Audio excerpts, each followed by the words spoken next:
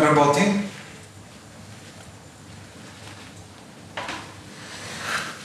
Yes. Работя. Удрям.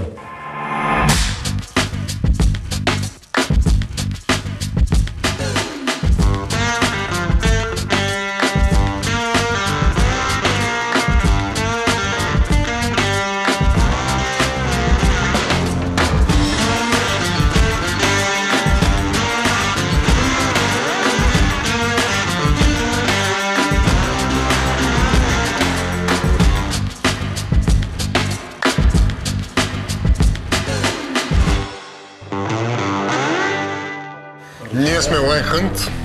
Стефан, Радо, наш гост е Емил Коралов. Емо, добре дошъл в Грейп Централ.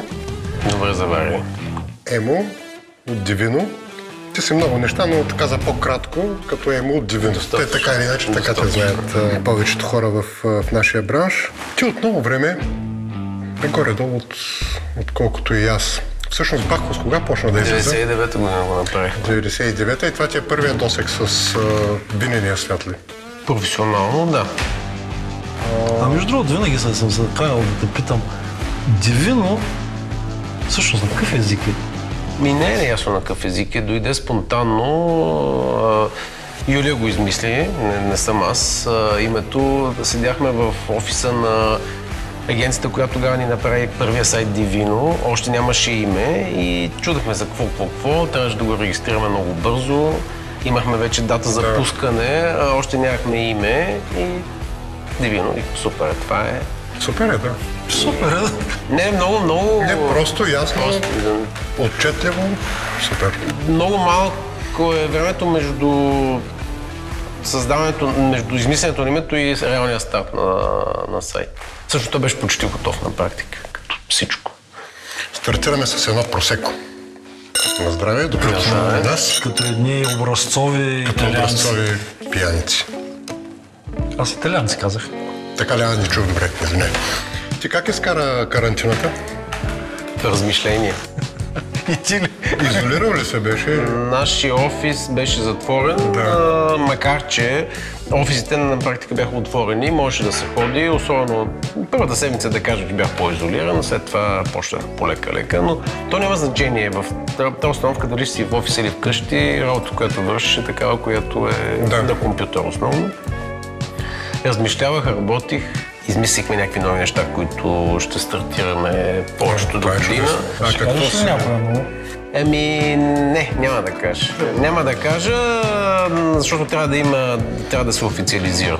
А ще ги разберете скоро. През време на този период ние с Стефан преди малко обсъждахме точно, че нашите лични изби, ако можем така да наречем, запасите от вина приключиха. При тебе как се, така ли се развиха нещата? Абсолютно се развиха така. Доста вина, които може би чак да спият доста по-бавно.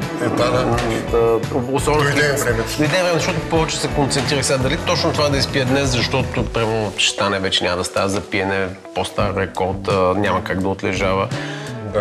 Иначе, като в ежедневието фащам нещо, отварям, много не мисля, докато тук беше информирано решение за отваряне. Добре, ето на нас тримата личната ни консумация така се увеличи за тези близо 3 месеца. Според теб като цяло, какво е положението в България? Защото се оплакват всички винопроизводители, че са спаднали много продажбите.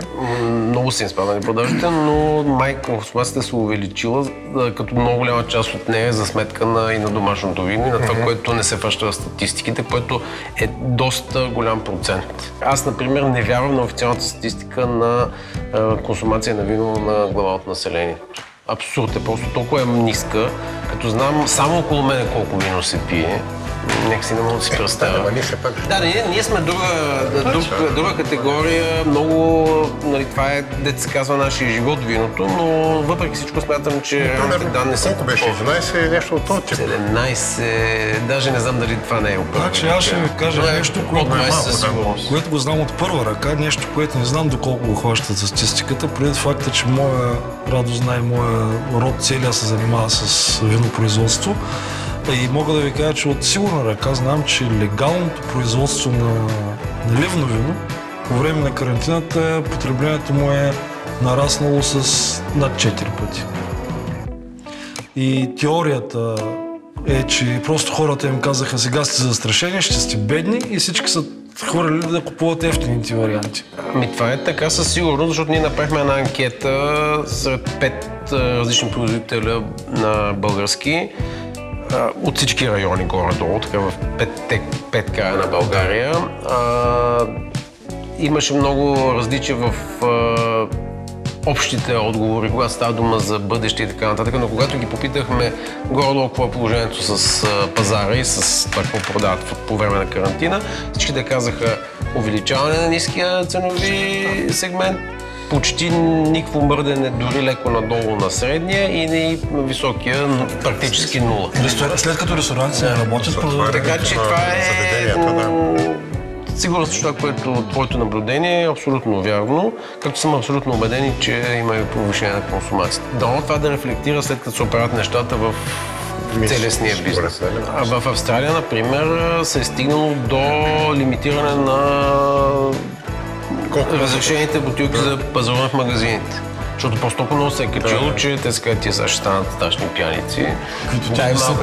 Южна Африка, например, Южна Африка за известен период от време им забраниха да купуват, в смисъл имаше като нещо като сух режим въведен. Добре, дай да нарежем този тарц с пержа, защото... Да нарежем този тарц с пержа. Съм ужасно гладен. На кой му се пада тази задача? Може би аз ще го нарежа. Ти като най-млад, ти пък не си най-млад. Искате ли да донеса виното, което Емо ни е... Да. Тоест, самия факт, че примерно аз пробвах, използвах това време и пробвах много бегинбоксове. Така че 15-16 лева един бегинбокс, мисля, че е абсолютно... Ти купуваш ли за вино в кутия? Рядко, но не е да не съм си купувал. Аз дълги години го избягвах и всъщност тая криза ме накара да се замисля, че съм заплашен. Финансовото състояние на семейството е под въпрос и може би трябва да мина да пия вино в кутия. Това беше част от твоите такива кризисни мерки, които... Да, това беше част от кризисни мерки. Това си е кризисна мярка от всякъде. Да свалиш средната покупна цена на виното. Това си е кризисна мярка. С надеждата, че след това ще се... Като се замислиш 15-16 лева за бегинбокс, това са 4 бутилки. 20 да е, като го разделиш на става съвсем... Колко са 3 литра? 4 бутилки? 4 бутилки. Ти реално за 5 лева не можеш да вземеш такова вино като качество. Със сигурност. Всъщност това е съвсем друг разговор, който може би ни трябва да тръгнем в тази посока за цените на вината, как те се определят и кои са надценени и кои са подценени.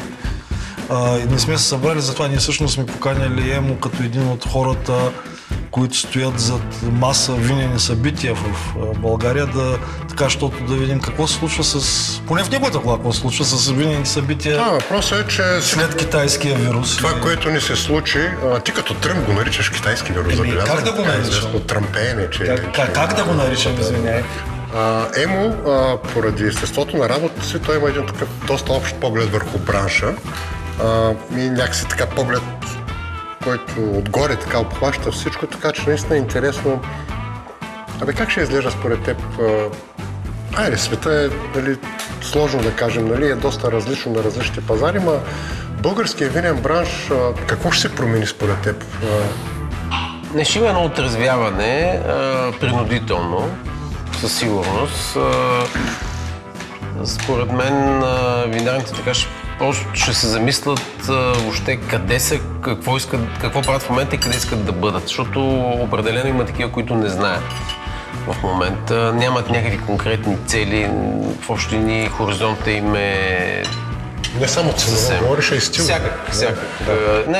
Като се започне от цените, през стила, въобще през стратегията, през това какво смятат въобще да правят с винарните си. Къде продаваш, как продаваш. Тия неща, много от винарните, които са направени в България, изобщо не са се замислили, когато са ги правили. Особено по-малките, които аз много харесвам, опитвам се доколкото мога и да подкрепям, но истината е, че те много често са малко така далеч от бизнеса. Има такива, които аз ще направя най-хубавото вино, то само ще тръгне, не, това няма да стане, ако ще да си най-великия. Докато хората не разберат за тебе, нищо не се случва.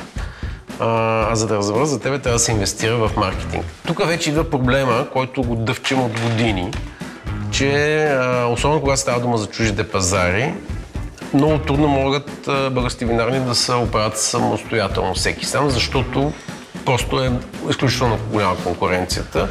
И ако няма някакъв тип обединение, колкото и това клиширано вече да звучи, защото като се каже да се обедини бранш, това е най-голямото клише в виното в момента. Това поне се говори от 20 години, то затова е станало клише, но то реално трябва да се случи. Тоест, всъщност цялото това време, според мен, то имаше, нали, такъв един чисто положителен момент, че някакси им показа на хората, че някои неща могат да станат и по по-друг начин от този, които те са свикнали да стават. Но веднага давам пример с онлайн търговията, която просто промени... Тя не ги е променила генерално, нали? Ако някой си мисли, че в момента виното се продава онлайн, не е така, милиони литри летат, не е така, но определено има разлика, определено има някакъв ръст в тези продажби. Сега все пак трябва да кажем, че те почват почти от нула. Или от нула е лесно да направиш ръст, но положителното е, че има такъв ръст, че те се сетиха, че това е един от начините, в който те могат да стигнат директно до клиентите си. И е нещо, което трябва да се развива. Това до някъде удра по дистрибуторите, които общо взето страдат. Между другото, като каза, защото аз през цялото време гледам, че тази бутилка е купена точно от онлайн търговец. Дай да вземем да я отворим. Да, с най-голямо удоволствие. Кажи ни малко повече. Разкажи малко. Ами това вино е грузинско. Аз съм така нещо на грузинска вълна напоследък. Няколко от миналата година. От миналата година аз не бях ходил в Грузия и имах така доста бегал опит с грузинските вина да ви сипали. Да. Искате ли да... Значи аз ще си призная, че официално за пръв път ще пия нещо, което има досек с оранжево вино. И като отидох там, всъщност нека си осъзнах какво горе-долу, откъде идва виното, защото преди гледаш там френски, български, немски, всякакви вина. На здраве. На здраве. На здраве. И там наистина се чувства историята. Всички тия квеври, този начин на производство древен. Той е древен, не е ясно точно дали така са ги правили вината, но това, което те много добре са направили, което аз им завъзхищавам и много ми се иска и в България да се измисли някаква такава формула. Те какво правят? Те имат нещо, което е много интересно за хората, които обичат вино и които са, да кажем, opinion maker. И това са този тип вина, които са правени в квеври. Те не всички от тях са толкова оранжеви, даже има много по-оранжеви, на които изглеждат съвсем като бели, но там това е интересно, че се правят в квеври. Нещо, което е много модерно в момента по света, но там е мястото и там масово се прави. Като казвам масово, нали, не си представите, че всичко е така, само 10% от тяхното производство е в квеври. Но те това нещо го използват да си правят маркетинга навън. Те казват, тия са нашите супер интересни вина, ето с какво ние сме допринесли, в нашия район от нашия район е дошло виното и всички говорят за това вино и успяват покрай това да си продадат огромното количество продукция, което е... да вметна нещо, преди факта, че ние говорихме, че нали, в нашия бабъл квевра е ясно какво е. Всъщност за една голяма част от хората, които не гледат квевра, не е нищо. Извинявам се, естествено, че това трябваше да започнем. Всъщност е един голям глинен съд, голяма дялба. Абсолютно, която за разлика от амфорите гръцките се закопава в земята. Нали, това е основното нещо. Колко тона е стандартната квевра? Най-често срещаната квевра е 4 тона. Най-вероятно. Те не са ги измислили тия квеври, но тия съдове, но факт е, че много отдавна произвеждат по този начин. Обаче грузинците много умело използват това нещо и рекламират своето вино и своята държава като 8000 години без прекъсване. Реколта 8000 години без прекъсване, което е много хубав слоган. И така много добре успяват да се позиционират в съзнанието на, ако не на всички потребители, то на тези така наречени opinion makers в света. Сега, те нямат някакъв невероятен успех все още пазар. Нали? Не са нито Нова Зеландия, не са нито Австралия, но лека по лека върват напред и то върват с доста по-бързи крачки от нас, което трябва да ни кара да се позамислим, защото пък иначе в нормалните вина, така да се каже, аз мисля, че ние сме по-добри. Значи имаме всъщност оранжево вино, произведено в Квеври. Емо да кажем все пак оранжево вино какво е? Оранжево вино е вино, което нали, тук между другото има спора дали това е бяло или не е бяло, но това е вино от бяло грозде, което е ферментирало и отлежавало заедно с чепките и ципите. Скин контакт. Скин контакт, както се каза на чист български. И сега в Грузия има различни концепции за това какви количества има между чепките и висока. Извинете, за простолюдието, какъвто съм аз. Това е бяло вино, направено по технология за червено грозде. Ами... Не точно, но да кажем, че е нещо такова. Да. По-скоро говорим за бяло вино, според мен. Бялото, аз говоря за бяло. Между тук имаме спор, аз говоря за бяло. Но има колеги, които смятат, че това си е някаква си отделна категория. Това са общото безмислени спорове, но винаги е хубаво да се спори. Но ферментацията случва с ципите и с... Като при червеното грозде. Точно така, да. Важно е, единството, което е интересно и важно да се знае за Грузия, е, че там има различна степен на оранжевина, така да се каже. Колкото сме по-на изток, толкова повече ципи и чепки има в виното. Тези, които са по-на запад, махат, когато смачкат гроздето, махат част от тия ципи и чепки, за да добият една идея по... Тя Грузия колко е голяма? Малко по-малко от България, да кажем. 2/3 България. Последно да кажа и да мисля да приключим с темата Грузия. Това вино всъщност не е чак толкова оранжево, колкото би могло да бъде. Това е горе-долу от средата, от областта Картли. И сорта е чинори. Последно, те работят много с техните стотици местни сортове. Тук всъщност голямото заключение, което направихме е, след всичко, което разказа Емо, е, че в крайна сметка това са едни хора, които са намерили една обща такава допирателна, намерили си нишата и здраво си работят тази ниша, за разлика от нас, които все още 30 години по-късно не сме я намерили тази ниша. Как ще изглеждат винените изложения? Ти се занимаваш с това? Много се надявам да не изглеждат хора с маски. Ама има ли яснота в момента всъщност как изглежда едно винено изложение горе-долу, така според... Няма много. Извинявай, през всичките години, когато ти правиш дивино, аз не през първите, но колкото по-популярно ставаше дивино, единственото лошо нещо, което съм чул за дивино е било голямата рапана. Което в момента е всъщност много лошо. Да, всъщност как ще се случва това нещо? Сега за дивино специално, нали, дивино те изправим официалното име, което е края на ноември, още не сме много наясно как ще бъде.